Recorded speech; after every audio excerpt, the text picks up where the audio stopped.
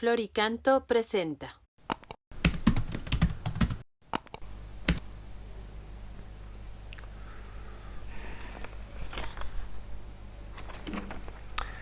Número 74 del compendio del Catecismo. La pregunta es, ¿qué es la caída de los ángeles? Y responde, con la expresión la caída de los ángeles se indica que Satanás y los otros demonios de los que hablan las Sagradas Escrituras y la tradición de la Iglesia eran inicialmente ángeles creados buenos por Dios, que se transformaron en malvados porque rechazaron a Dios y a su reino mediante una libre e irrevocable elección, dándose origen al infierno. Los demonios intentan asociar al hombre a su origen contra Dios, pero Dios afirma en Cristo su segura victoria sobre el maligno. Bueno, nosotros generalmente cuando hablamos del primer pecado, solemos entender por el primer pecado el pecado de Adán y Eva, pero claro, no es difícil ver en el relato de ese primer pecado que allí había una voz seductora que intentaba a Adán y a Eva tentarles hacia el pecado. Y esa voz seductora es la de Satanás y los ángeles caídos. O sea que antes de ese primer pecado de Adán y Eva hubo una primera caída de los ángeles. Es el Concilio IV de Letrán el que da la siguiente descripción, que es muy exacta, ¿no? Que la voy a leer. El diablo y los otros demonios fueron creados por Dios con una naturaleza buena, pero ellos se hicieron a sí mismos malos.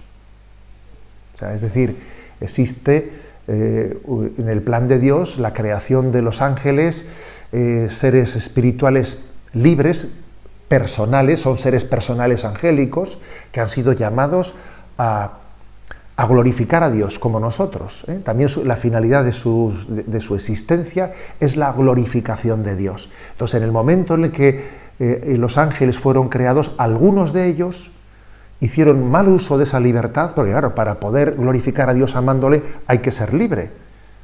Y algunos de ellos hicieron mal uso de esa libertad rebelándose frente a Dios. Fue un momento dramático, obviamente, un momento dramático. El momento en que esos ángeles se rebelan ante Dios es una rebelión total, plena, absoluta, no es una rebelión en parte. Entended que los ángeles son un espíritu puro y en ese sentido cuando ellos hacen una opción, es una opción de totalidad. Por eso dice aquí el Catecismo que su pecado es radical e irrevocable. Irrevocable. Bueno, alguno preguntará, ¿y eso, digamos, en qué pudo consistir ese pecado?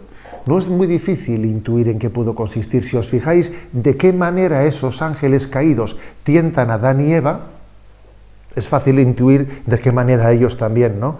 Habían caído. En el libro del Génesis, capítulo 3, versículo 5, esa voz que susurra del diablo en Adán dice de la siguiente manera: es que Dios sabe que el día en que comáis de este árbol se os abrirán los ojos y seréis como Dios en el conocimiento del bien y del mal.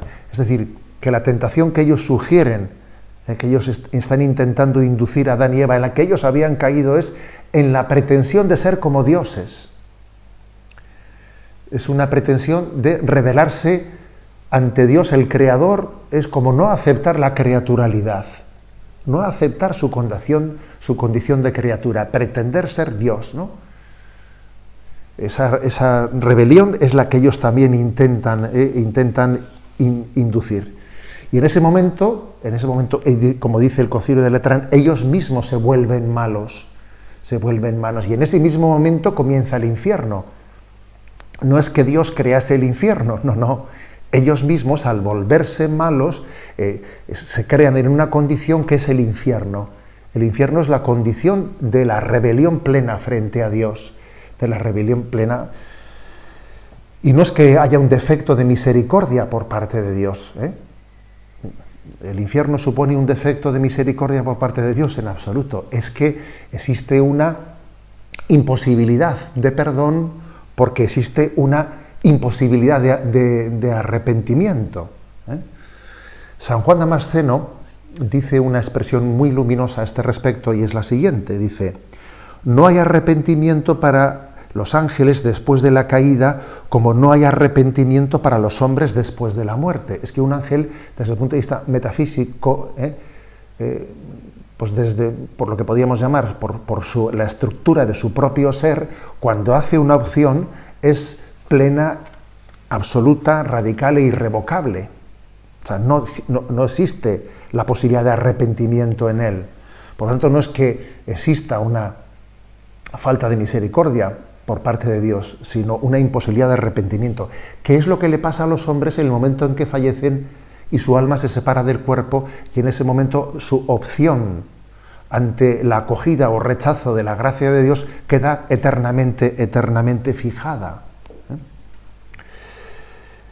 Bien, es hermoso cómo termina este punto del catecismo. Nos recuerda que Dios afirma en Cristo su segura victoria sobre el maligno.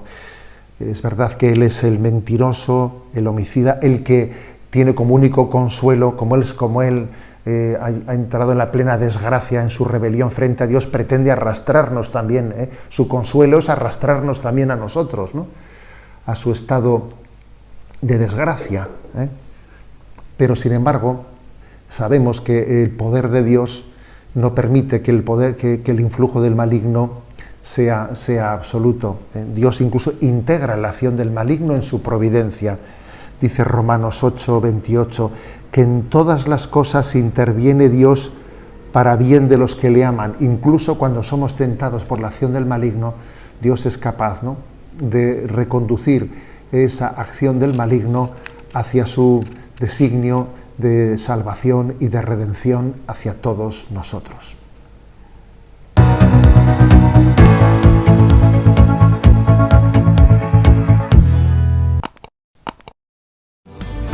Florica.